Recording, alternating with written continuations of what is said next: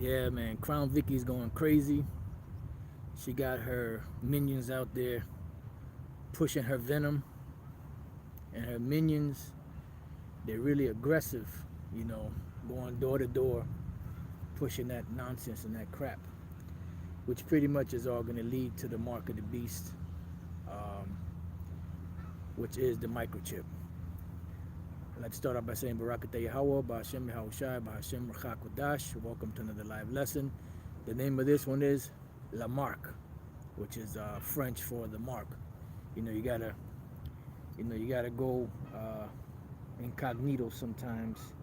You know, use code so they won't take your videos down. But anyway, I was just watching a video Elder Apostle Tar did concerning a video that the up and coming Elder Pashai put up, and pretty much, you know, you do have some camps out there that are teaching that the RFID microchip is, you know, La Marque, you know, or the MOB or MOTB. And this is important to know in prophecy, because the taking of that mark or the refusing of that mark will determine your salvation, and that is true. You know, it's funny that this topic is coming out today, because I really wasn't planning on it. I don't have any scriptures. You know, I just, you know, was sitting here trying to come up with a title, you know, just to get it started. And Elder Bishop Sakaran sent me a video earlier of this individual that was the inventor of this RFID microchip. His name is Carl Sanders. And he pretty much was breaking it down. You know, you type his name in on YouTube, you might not find him, but there's a brother that put the video up. I believe it's GMS News or Martha, if I'm not mistaken. He put it up on his channel where he, you know, there was like a little 9 minute and some change segment where he was explaining it. You know, and then when he got to the lithium part and he was gonna go into it some more, it cut off. So there's a longer video on YouTube. If you type in on Google the inventor of the RFID chip, if you put in that, it should come up. You know, a video on YouTube. I believe there's one that's about almost half hour long. You know, where he goes into it, and this is important in prophecy to know, because this is what to avoid in the scriptures. You know, what to avoid, you know, in this society, because the scriptures say that knowledge shall increase, and that they'll push out a mark, and the number of that name is 666, which, Lord's will, we're going to deal with that in this lesson and see where the Spirit leads us. You know, and it's important to identify it, because it's something that displeases the Lord. So if the Lord said don't do something, you better believe he's going to identify what that thing is that he is displeased with, because how else would the Most High be upset with somebody when he asks him to avoid something if he doesn't tell him what that thing is to avoid? And the scriptures say that the Lord revealed his secrets unto his servants, the prophets. You know, so how is it that the Lord has his prophets out here and he's telling people they're telling people not to take the mark of the beast, right? The MOB or MOTB, but the Lord is not going to identify what it is so that people can know what to avoid? It doesn't make any sense. So let's go real quick. Let's start off in the book of Colossians chapter 1 verse 25. It says, whereof I am made a minister according to the dispensation of the Most High, which is given to me for you to fulfill the word of the Most High. Yeah, because this truth, like this, is a dispensation. When you have a dispenser, right? When you go to the to the bathroom, public bathroom, right? Public restroom, and you wash your hands. You know, you have the soap, you wash your hands, you know, you lather up, then you wash your hands, then you dispense. It used to be able to turn it. You have the ones that you hit like that, and you have now the ones that you could put your hands under and it'll just automatically come out. It dispenses just enough for that individual to use. So the knowledge is a dispensation, or it dispenses to each individual prophet the amount that the Lord required for that particular prophet, because not every prophet, received the same amount of knowledge, the same amount of prophesying, of prophecy. It was given by measure to each one. The only one that got the full measure is Yahushai. That's why he's the head, and the head is what dispenses to everybody else what they are to have. So the word dispensation says oikonomia, which is where you get the word economy. Now, what is an economy? An economy is a basis, where you have a certain amount of money, and that certain amount of money that you have is used to keep the maintenance of, whether it's a building, whether it's a park, whether it's a field, whether it's a vineyard, whether it's a garden, whatever the case may be. You have a certain amount of money that's given to you for the upkeep of that property, right? Let's look up the word economy in the Common Dictionary, see what it says before we read the definition there. Economy. It says the system of production and distribution and consumption. Yeah, so the economist is in charge of the money. He's in charge of bringing the goods into the house, and he is in charge of distributing, to everyone according to the ability of each individual. Because let's say you have a family, you have some that eat more than others. You have some that eat less than others. So it's a job of the economist, which in this case would be the father, or should be the father, according to the scriptures. But this society, forget about it. He would be able to dispense to each individual the amount of food that they eat. Now, the server, which would be the mother, daughters, and everything, she knows based off of everybody's eating habits how much each individual should get, the portion they should get, because that's all they're able to eat. Well, that's the same thing with this truth. The Lord dispenses to every man, the amount that he gives, that he's to give to them according to their several ability, as the scriptures say, right? Let's see if there's anything more. They said the efficient use of resources. That's it. Frugality in the expenditure of money or resources, an act of economizing, reduction in costs. So we're dealing with the efficient use of resources and the system of production and distribution and consumption. And that's what this is. So the word dispensation, economia, right, or oikonomia, because oiko or oikos is house, right? It says the management of a household or of household affairs, specifically the management, oversight, administration of others' property. The office of a manager or overseer, stewardship, administer, dispensation. So when you're a manager of something, there are bosses over you that that oversee that, right? You have something called district managers. You might have 10 stores in 10 different states, and you have managers in each one of those states. But then you have a district manager which watches over all of the managers of all of that property. But he works for somebody, because you have an owner. In this case, the owner is the Most High, and he gives to each individual employee, the amount of money that he knows that this individual is able to spend. That's why you have the parable of the talents. You have one that had 10 talents, 5 talents, and 1 talent.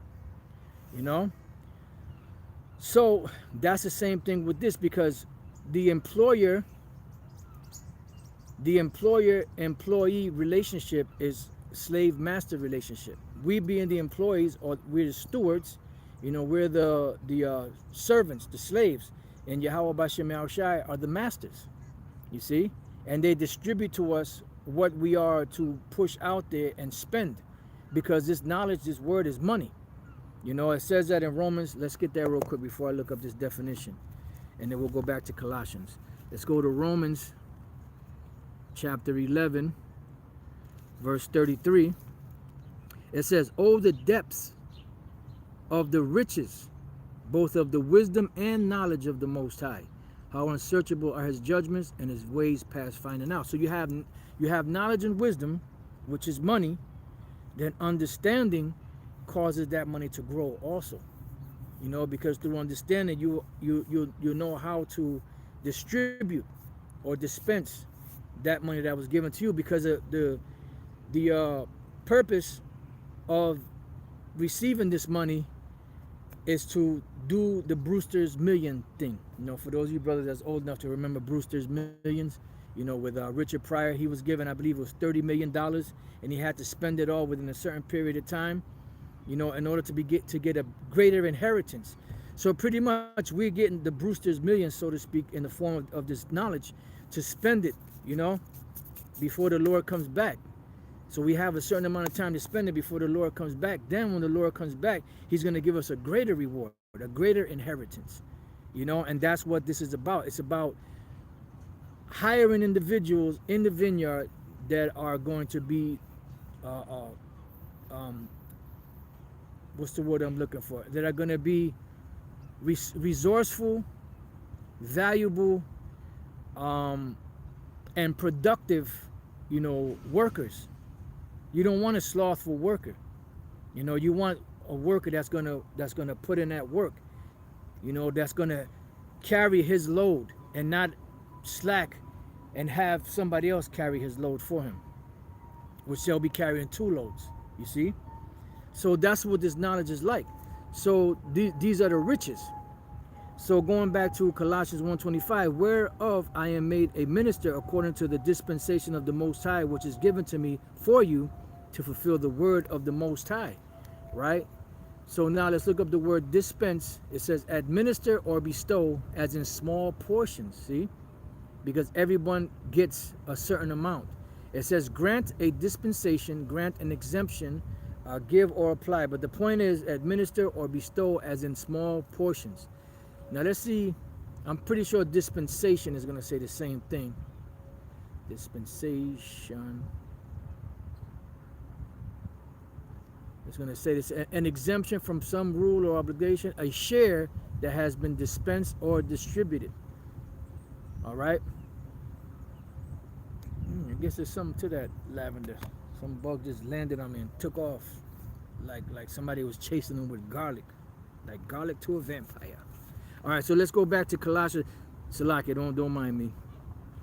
On that note, sometimes them doves fly out. They can't be controlled. Verse 26. Even the mystery, which hath been hid from ages and from generations. See, and how is it? How are those mysteries revealed? In dispensation. Matter of fact, dispensation of time. What is that? Galatians. I believe that's Galatians 4. I believe it says dispensation of time. 4. Well, it says at fullness of time, but when the fullness of time was come, which is the same thing, the Most High sent forth his son, made of a woman, made under the law, to redeem them that were under the law, the Israelites, that we might receive the adoption of sons. I believe there's a scripture that does say dispensation of time. Salaki for a hot minute, since we're building on that word dispensation or dispense.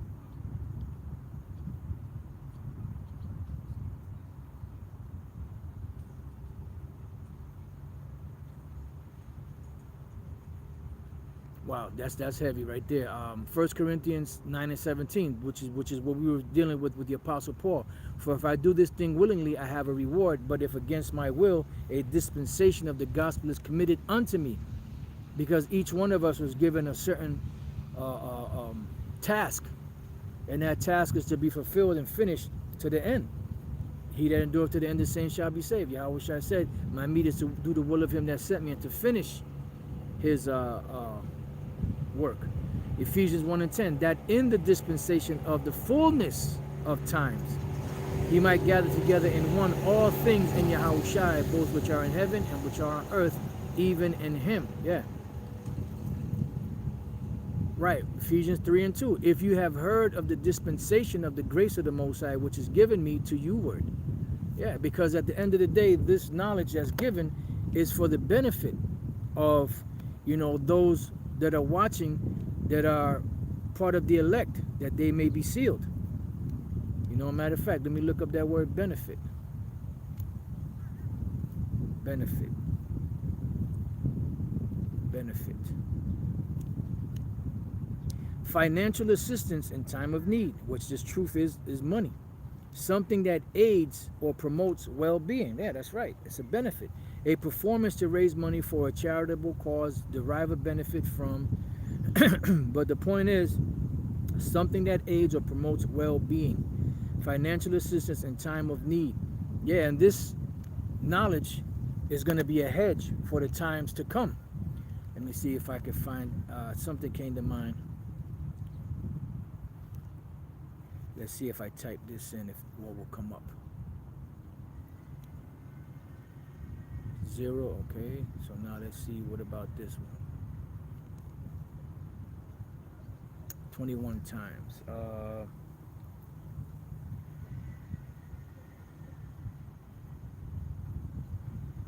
Just bear with me 1 second.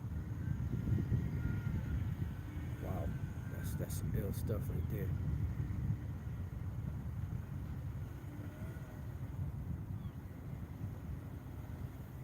Oh Lord, please, oh no. Oh Lord.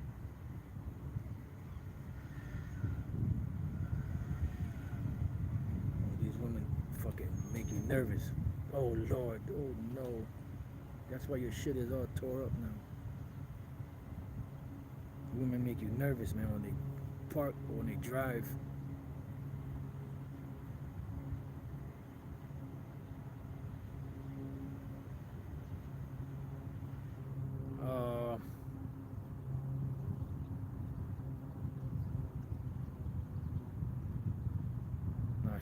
She don't have a bumper on the car, but if she'd have had a bumper on the car, that shit would have been tore off.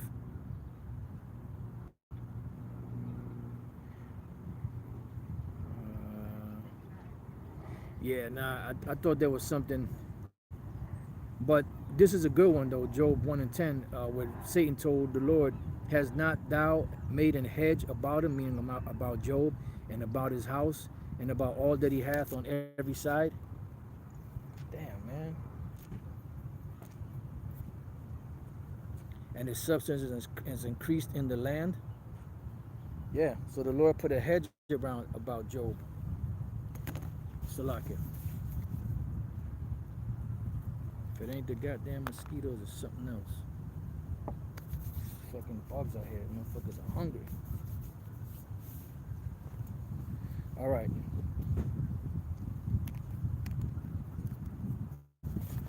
All right, so let's go back to Colossians 1 and 26 now. It says, even the mystery which hath been hid from ages and from generations, but now is made manifest unto his saints, which the saints are the Israelites. All right, so what are these part of these mysteries? You're dealing with the MOTB, which is the RFID microchip, you know, and the Lord is not unjust. The Lord gives warning, and the Lord is precise in what he does and says. So if he says, look, you better not do this, you better not do that, you better not do it. You know? You better not do it, because that's what the Lord says. So he's going to identify what it is that he doesn't want you to do. You know? All right, so now, so the guy's name is Carl Sanders. And if you look up his info, it's going to tell you that he was the creator of the RFID microchip. Now, the RFID microchip, I believe he used the term 18 bits. It's 18 bits. And as soon as he said that, before he really even went into it, I already knew 18 is comprised of 3 6s. You know, 6 times 3 is 18. And sure enough, he was going to say that each of those chips is broken up into 3 6 bits or something along those lines, which make up 18. You know? So everything concerning this technology, concerning the way that Crown Vicky is out here doing her thing, concerning the patents 060606, which is 666, And they say, well, it's not 666, it's 06. Yeah, but 0 times anything is the same number. It doesn't, it doesn't change. Because 6 plus 0 is what? 6, you know? So at the end of the day, everything concerning this RFID microchip and the future of buying and selling and all that is all centered around that mark. It's all centered around that number.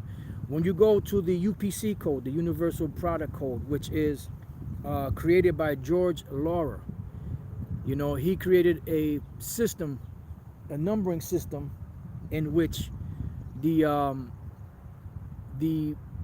products could be codified and also tracked. That's why it's called the UPC code, Universal Product Code.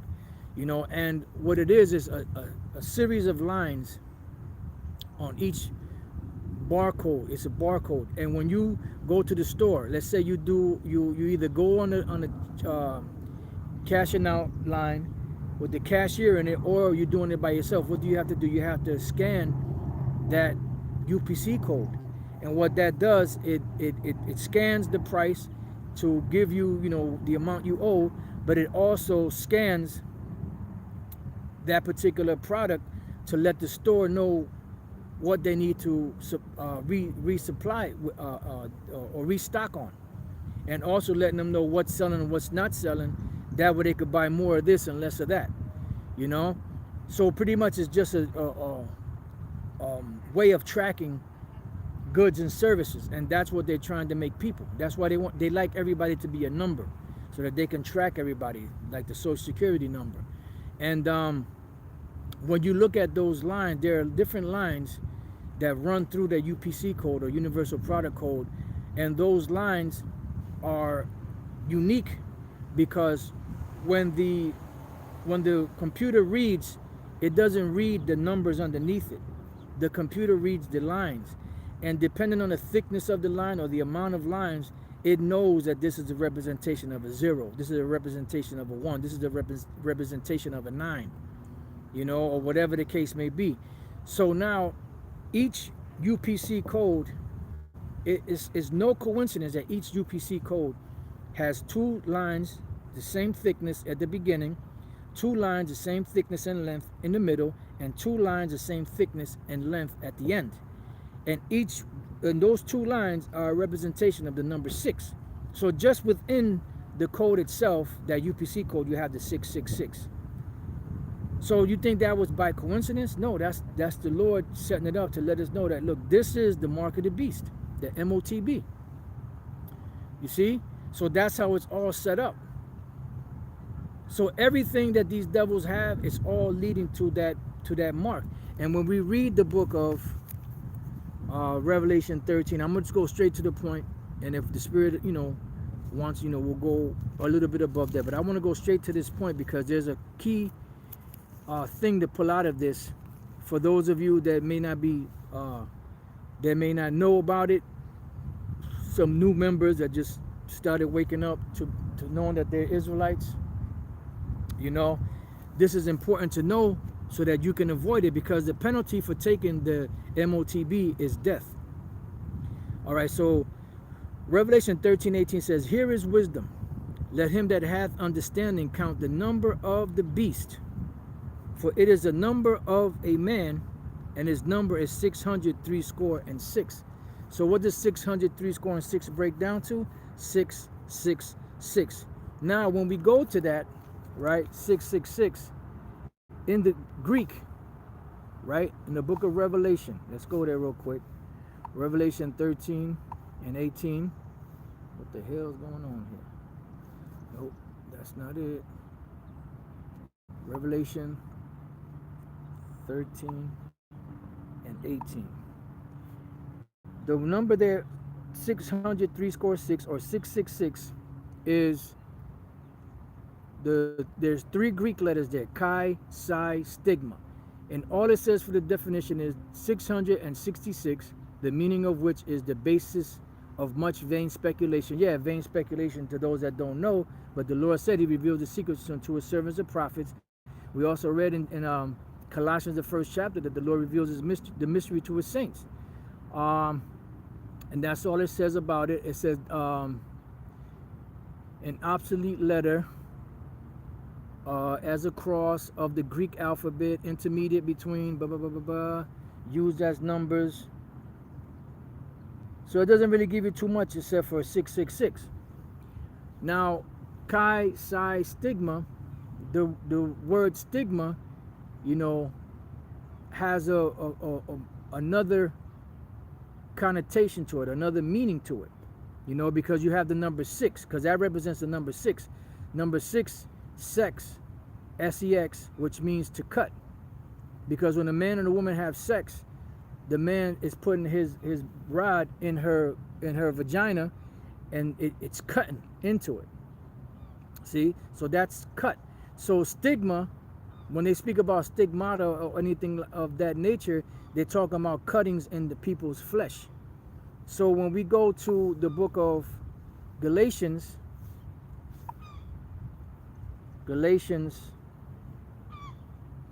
chapter 6, I hope they don't take this video down. Galatians chapter 6 and verse 17, from henceforth let no man trouble me, for I bear in my body the marks of the Lord Yahushai. So the word marks, right? The word marks is the word stigma. See? The word marks is the word stigma. Hold on for a second. God damn it.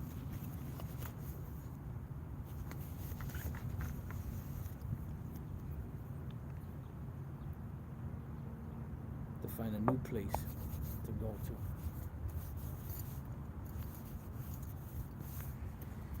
All right, so the word marks there is the Greek word stigma. Now, when I clicked on the word stigma, the definition of stigma is a mark pricked in or branded upon the body. Why is that? Because they're trying to make people permanent slaves. They understand the concept of the all.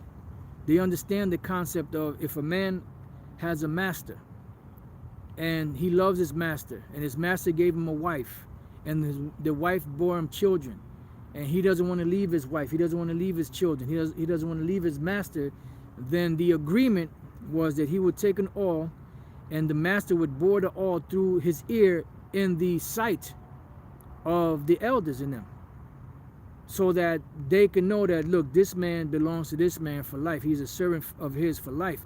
That's the reason for the branding. You know, that's the reason for this MOTB,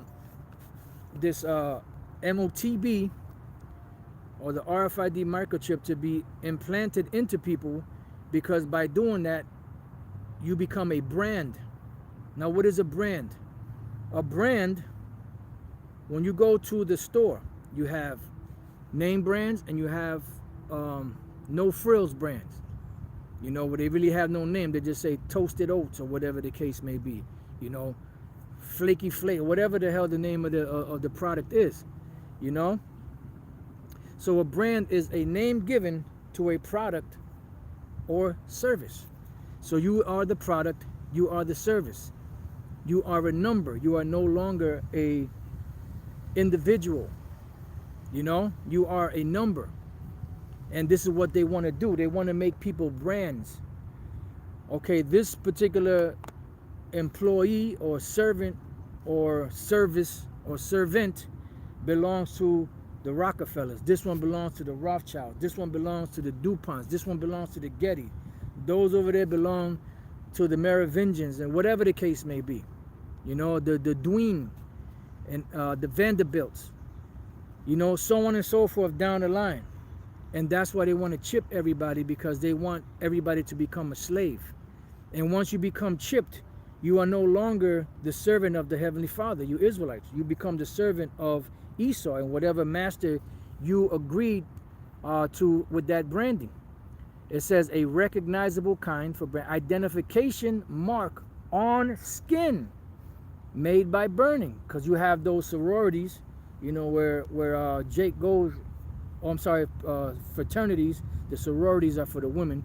You have these fraternities in the colleges, which goes back to the Greeks, where you would get branded with the letters of your college, whatever your fraternity was, whatever it was, epsilon, whatever, upsilon, or whatever the hell, they have, beta, alpha, whatever. It says, so that's it. So now let's look up the word branding. Branding. It says the act of stigmatizing. Now let's look up the word stigma. Okay, now we're cooking with Crisco. Or we're cooking with olive oil, because Crisco is pork. Stigma. The apical end of the style where the positive pollen enters the pistil. No, which, I mean, that's like cutting into a symbol of disgrace or infamy. Ooh, damn. So if you take this MOTB, you are taking a symbol of disgrace or infamy,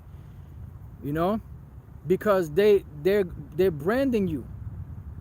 It says an external tracheal aperture in a terrestrial arthropod. Okay, that's a skin lesion that is a diagnostic sign of some disease. So the one we're looking at is a symbol of disgrace or infamy. Let's see stigmata real quick. Marks resembling the wounds on the crucified body of Yahushua, which those were actual wounds. That's why he told Thomas to put his finger into his wounds and to put his hand into his side, because he had wounds in his hands, wounds in his feet, and a wound in his side. So those are actual marks. But when the Apostle Paul spoke about it, he was speaking about it bearing those marks upon him. But those were actual marks. That's when we read the word stigma, in the Galatians 6 and 17, it says a mark, which is stigma, a mark pricked in or branded upon the body. To ancient Oriental usage, slaves and soldiers bore the name or the stamp of their master or commander branded or pricked, cut into their bodies to indicate what master or general they belonged to. And there were even some devotees who stamped themselves in this way with the token of their gods. You see? So that's pretty much what it means. It goes back to the word stizo, which means to stick, that is prick, which means you're pricking into. A mark incised or punched. See? And what is doing that punching? The needle, that's the delivery system for that mark. The charagma and the carax. The carax is that pail, which is the needle in the shape, in the way it's shaped, which is used to bore into the skin, to make that particular brand subdermal, which means under the skin. You see? So yeah, man, it's some heavy stuff. So it has to be identified in order for us not to receive it. Because the Lord said, let's go to Ezekiel chapter 3. Let's go to the book of Ezekiel, as High Priest Arya and High Priest Yai probably should say. Ezekiel chapter 3, verse 17. Son of man, I have made thee a watchman unto the house of Israel. Therefore hear the word in my mouth and give them warning from me. So how can we give them warning from the Lord about la marque, which is the MOTB or the mark, if we can't identify what it is? Or no, it's this, but it's also that and this and that. So which one is it? Some people say it's Christianity. Well, if it's Christianity, then everybody's pretty much fucked, except for the atheists. But then the atheists are fucked because they don't accept the Most High. Because most people have been in some type of Christianity one way or the other. Well, your homeboy, he's a Muslim. Yeah, well, what do you think the Muslim came from? The Muslims came from the Roman Catholic Church, which is all a part of that demonic system. So everybody had the mark of the beast then. And the scriptures say that once you take this mark, you're done, you're through. Now the Lord can have mercy on somebody and forgive them for that, but according to the scriptures, that doesn't seem plausible. Because the scriptures say if they take that mark, And the ones that got the victory are the ones that didn't take it.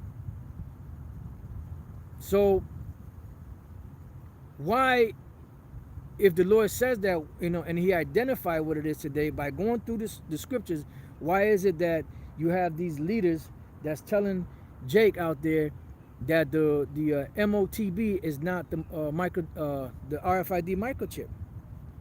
Did they sell out? Are they that demonically wound up to where them demons got their mind so much that they just don't see it? What is it? It's got to be something. It's got to be something. You see? So let's see what else we got. Now let's go back to the law. Because some of these camps always like to make their boast about the law, right? And some of them ones, the RFID microchip. Can somebody tell me what the RFID microchip has to do with buying or selling?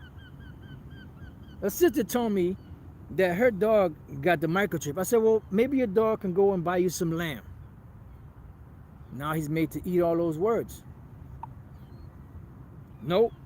The time of Jacob's trouble is not going to happen. And what's happening now is happening. And this guy is doing the Michael Jackson moonwalk. He's like, nope, I never said that. If you listen real good, moron. And that's my oh, you didn't see it. That was my moonwalk, sitting down. If you listen to what I was saying, moron, I was saying that the time of Jacob's trouble wasn't at that time. Well, you got a lot of backpedalers. I wonder what that word means, backpedal, which I know is just backpedaling. Backpedalers now among all these different groups. And eventually what's going to happen is you're going to have a lot of these leaders, when all this stuff starts hitting them in the face, you're going to see a lot of backpedaling. You're going to see big, humongous leaders, big meatball, sliding back, doing the backslide. You're going to see the skinny ones, the hot dogs, doing the backslide. You're going to see other ones doing the side crab shuffle, because all of these things are coming out. And these are facts. These aren't opinions. We're not saying that we think that the MOTB is the RFID mark. No, we're saying that that's what it is, because the Lord revealed that to us. And it's a shame that you have Edomite preachers out there and Edomites out there that know that the MOTB are these microchips. But then you have leaders of Israel that gloat in that position, with those titles, and all these people giving them reverence, and they don't know that the MOTB is the RFID microchip. I'm trying to be careful with those pauses, because don't want a particular group to get on me because I'm getting old, in 20-second pauses. Inside joke, and even Apostle Tahar said it in his lesson, because that's what they were speaking about, Apostle Tahar. But I'll leave it there. So they're going to do a lot of side shuffling, a lot of back, that you're going to be doing the backstroke. They're going to be doing the butterfly backwards. They're going to be doing a lot of backpedaling when it goes down.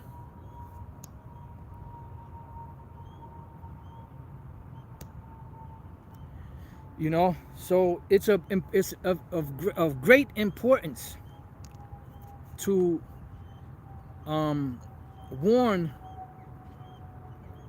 the Israelites, so-called Negroes, Latinos, and Native American Indians, of the things that are coming. And a lot of these leaders, I'm not even concerned about the people in the churches. They're just totally on another bugged out wavelength.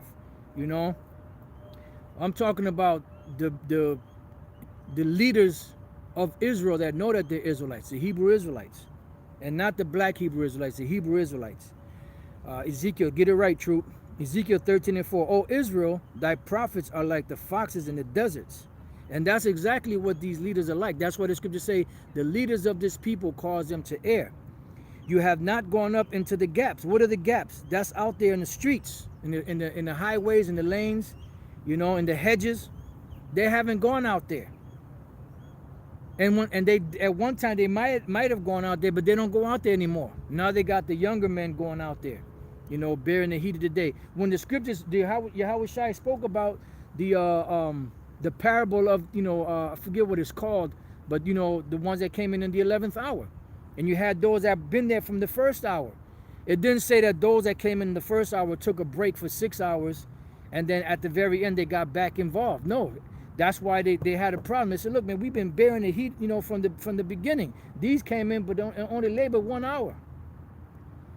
So that means that those that labor from the beginning would labor all the way to the end to receive that penny. So what's going on with these different leaders out here? They know who they are. They don't go out in the streets anymore. Their doctrines are getting more and more bugged out. Yeah, I was meditating on this the other day. That we're blessed, and you brothers out there are blessed too, that you don't have these bugged out leaders leading you, because if they were leading Israel, this whole thing would fall overnight. It would fall overnight. It would be totally disastrous. When you go back and you observe and try to learn what it's about, it's going to be something totally different. Just like the ICGJC. There's nothing more than a Roman Catholic doctrine religion with a twist of Israel in it. The GOCC is nothing more than a Baptist church with an Israel twist to it. And then you have others out there that are teaching some bugged out shit. You got like a 50% Christian doctrine and a 50% Israelite doctrine. What kind of madness is that, man? That's why it says the leaders of this people cause them to err.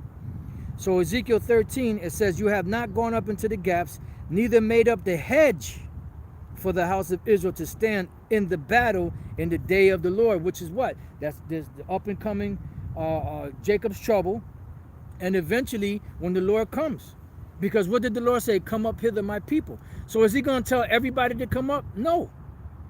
He's only going to tell the ones that come up that didn't take the mark, that refused the mark, that suffered persecution for these things.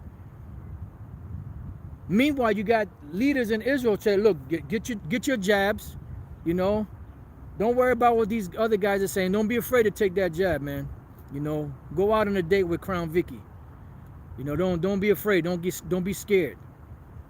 You got these other individuals that are saying that the MOTB is a embargo. Some are saying it's Christianity. Some agree that it's the mark, but then they say it's other things too. No, man. At the end of the day, the mark is just that. The RFID microchip.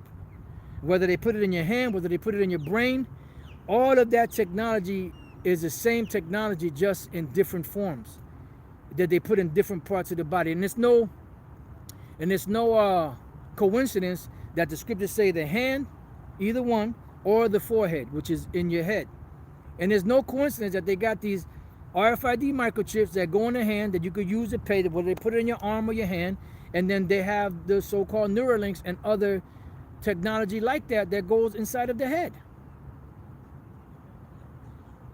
There's no coincidence.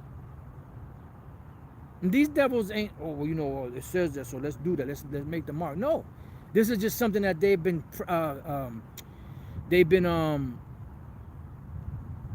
putting together, brainstorming to do, to control people.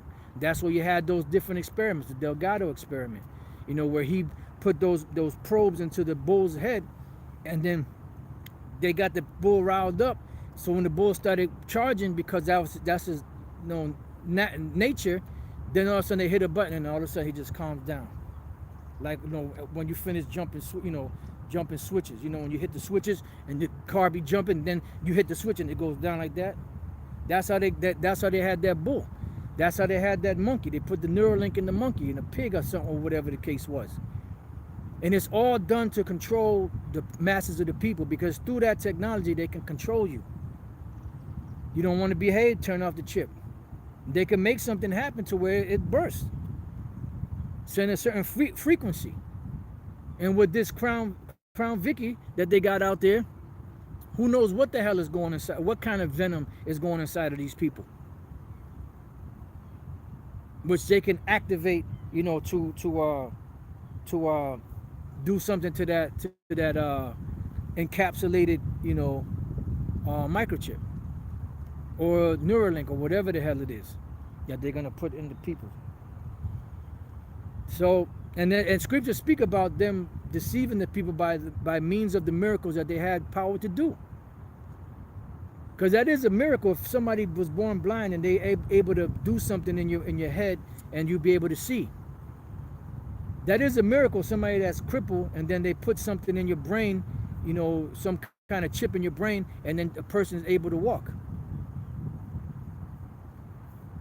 So through those, that's a miracle if a person has Alzheimer's or Parkinson's and they do something to them to where it reverses that, or dementia, or any of that, those diseases, so to speak.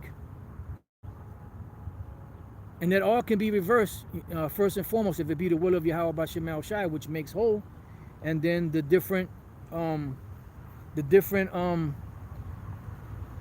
herbs and stuff that you could take to reverse it.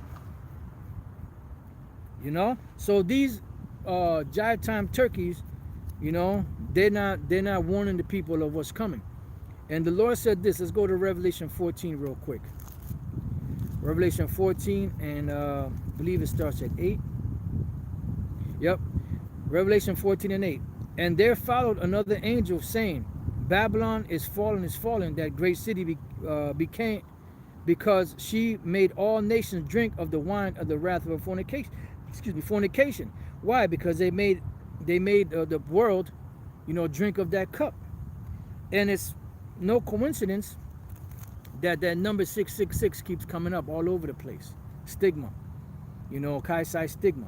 And when we read Revelation 17 and 5, it says, and upon her forehead was a name written.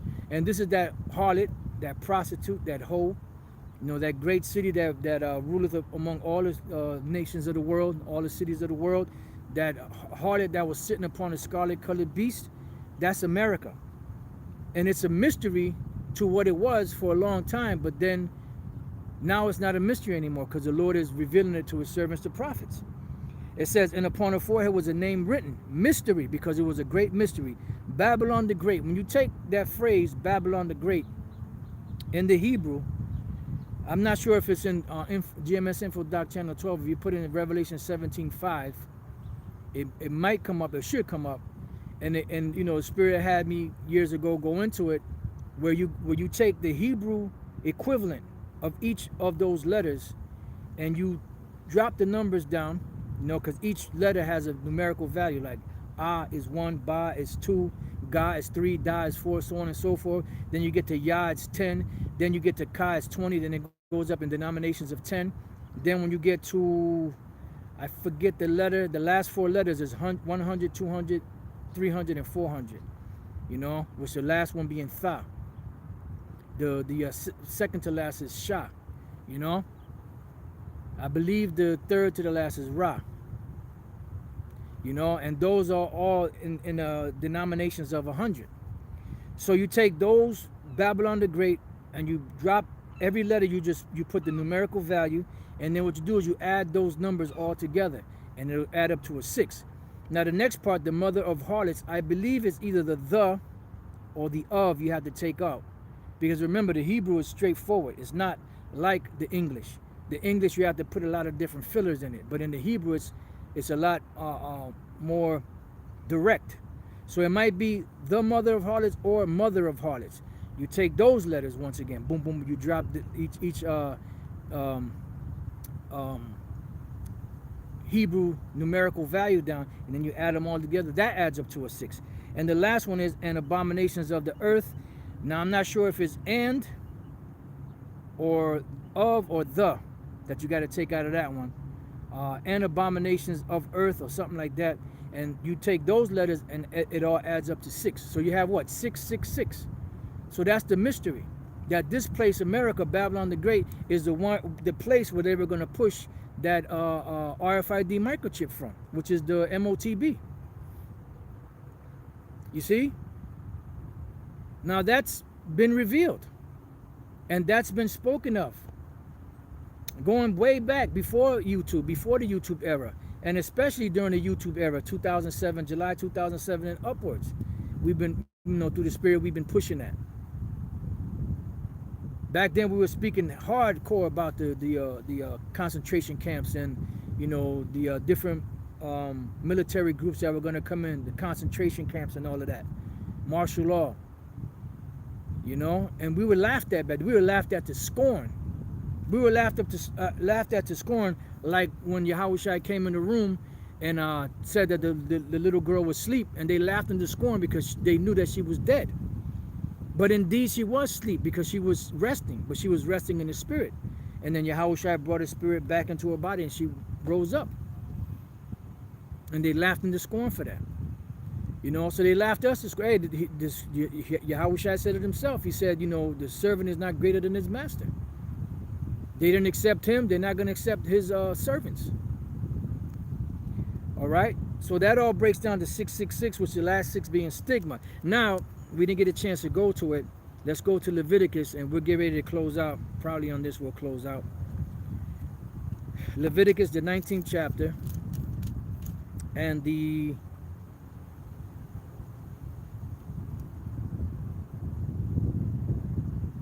just bear with me 1 second until I find 28. You shall not make any cuttings in your flesh for the dead, nor print any marks upon you. I am the Lord. Let's look up those 2 words, print and mark, in Leviticus 19. Leviticus 19 and 28. All right, here we go. The word print is the word nathun, which is to give, bestow, grant, permit. See, do not permit any markings in your flesh.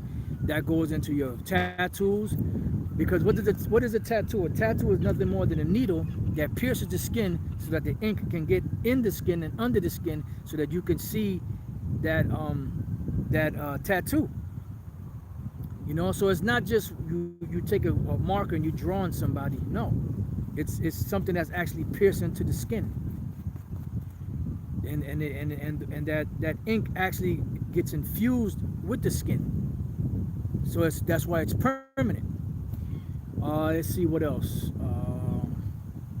It says a lot. To be put upon. So you get the point. The word print. Now let's go to the word marks, because it's plural. And the word marks is the Hebrew word kwai. It says incision, imprintment, tattoo, mark, an incision or gash, mark. What is an incision? Incision is to cut into. Let's look up that word incision. Incision. Incision. It says a depression scratched or carved into a surface. And that's exactly what the charagma does. It's cut into the surface. And what's the surface? The skin. That's why it's called subdermal, or under the skin. The cutting of or into body tissues or organs, especially by a surgeon as part of an operation. See? So it's an incision, a cutting into. And that's exactly what they're doing with this device that's called the RFID microchip. And it's no coincidence that the RFID microchip, which is comprised of 18 bits, 3 bits of 666. 6 times 3 is 18.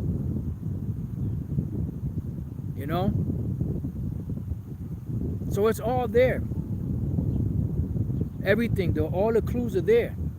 Now, going back to Revelation, the 14th chapter, and the 9th verse, and the third angel followed them, saying with a loud voice, if any man worship the beast. Now, what is the worshiping of the beast? Meaning going into the philosophies of this world, trying to live the American dream, trying to get involved in the politics, trying to become a senator or mayor or whatever the case may be, to so-called change the ways of this world. You can't change the ways of a world that's destined to be destroyed. The Lord already destined this place to be destroyed. So by you trying to get into it and change it, you're going against the Lord. You're going against the will of the Lord. It says, if any man worship the beast and his image, and the same thing with the image. The image is what? A representation of the ancient Roman Empire in America. You can look at their buildings, their law, their Senate House, and everything the way that it's established. And if you get involved in that, that means you're worshiping it. It says, and receive, because that's something that's given, his mark in his forehead or in his hand. Yeah, see? So receive. So it means that the mark of the beast, they're going to give to someone, and if they receive it, destruction. The image and the beast is worshipped, bowed down to. All right, it says, the same shall drink of the wine of the wrath of the Most High, which is poured out without mixture into the cup of his indignation, and he shall be tormented with fire and brimstone in the presence of the holy angels and in the presence of the Lamb. Yeah, because when Yahushua comes back, he's coming back to deliver his elect and destroy 2/3 of Israel here in America, and wherever Israelites are at around the world that are part of the elect, they'll be delivered, and there'll be certain Israelites around the world that will be destroyed also when Yahushua comes back. And when he comes back, he's coming back to visit you, Mr. Edom, you Edomites, you so-called white people. You know, and not every so-called white-looking person is an Edomite. You have white-looking people that are so-called Africans or Hamites, Elamites, you know, Ishmaelites, all the different nations, Moabites, Ammonites, you know, and then you have some white-looking people that are Israelites because of who their fathers were back in the past. You see? So this is not a black or white thing. First of all, there's no such thing as black or white people. But the so-called white-looking people, not every one of them is an Edomite.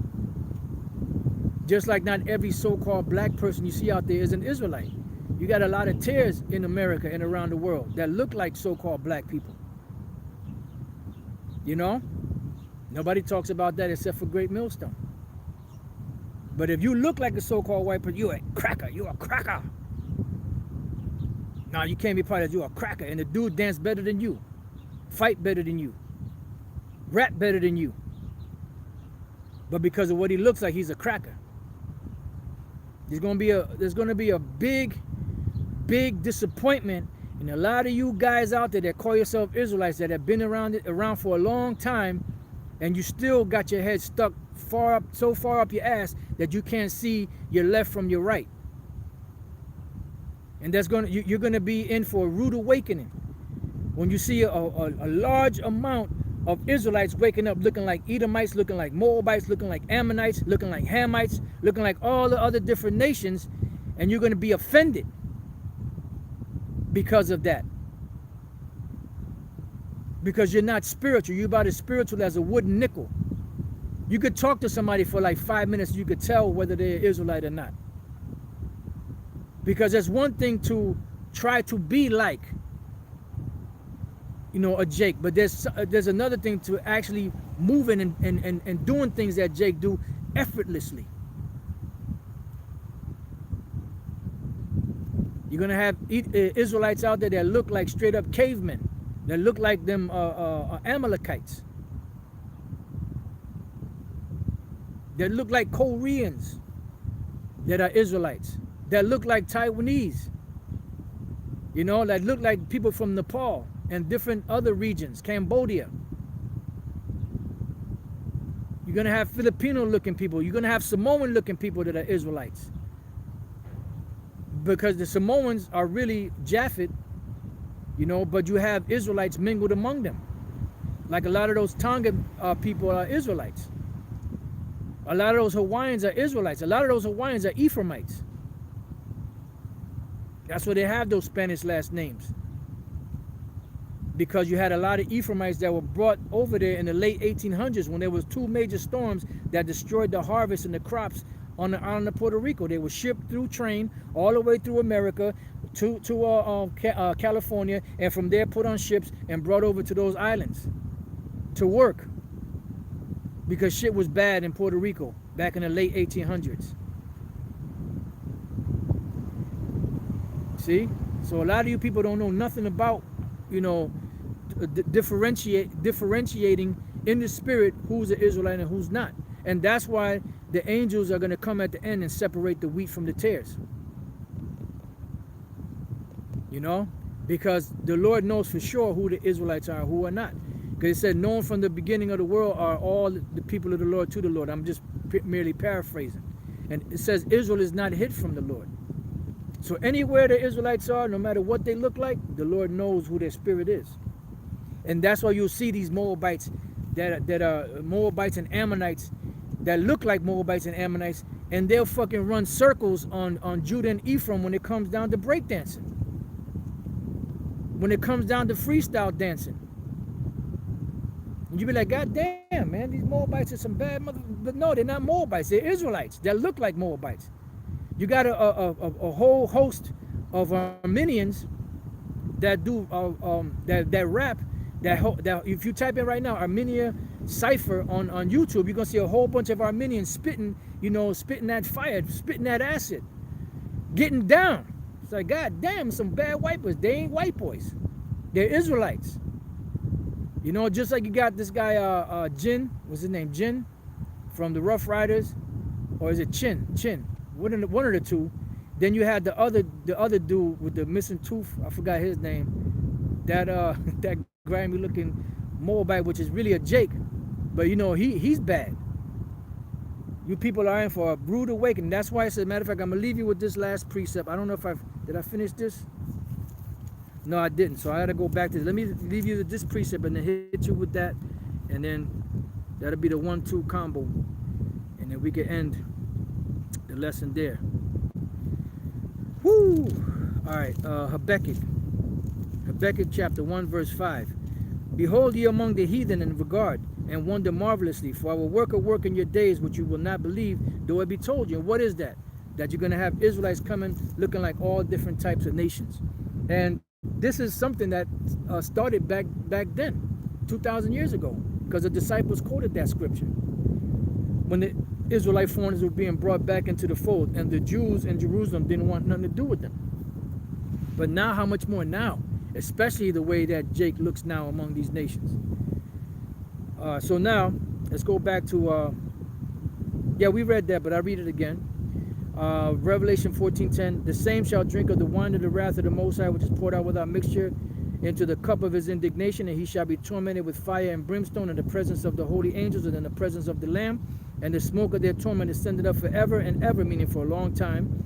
And they have no rest day nor night who worship the beast and his image, and whosoever receiveth the mark of his name. Yeah, because you're going to be a total. Look, when you're a permanent slave or a slave forever, you are not yours. Just like you have, I'll give you an example. You have these individuals that are on call 24/7, and you look at those people. They look haggard because they get no rest. Because you could be tired as hell. You could have worked all day, and then you go home and you want to go to sleep. Then an hour later, the phone rings. Oh, you got a call. You got to go here. You got to service this, and that service might take you 3, 4, 5 hours. Then you're tired, and then somebody might call right after that, and you just finished, wasted. That's how a perpetual servant is. That's why they're not going to have no rest day or night. Because once you work for this devil, you work for this devil. And there's no, you could get some rest. If they decide to give you rest, you get the rest. And when this so-called New World Order is established, which they're not going to get so far, but if they were allowed to establish it, the people would die just of being tired. So, that's why it's important to know, to identify what the MOTB is so that you won't take it. And the MOTB is the RFID microchip. So with that, I pray that you brothers have been edified and you few sisters. To the next time I say shalom.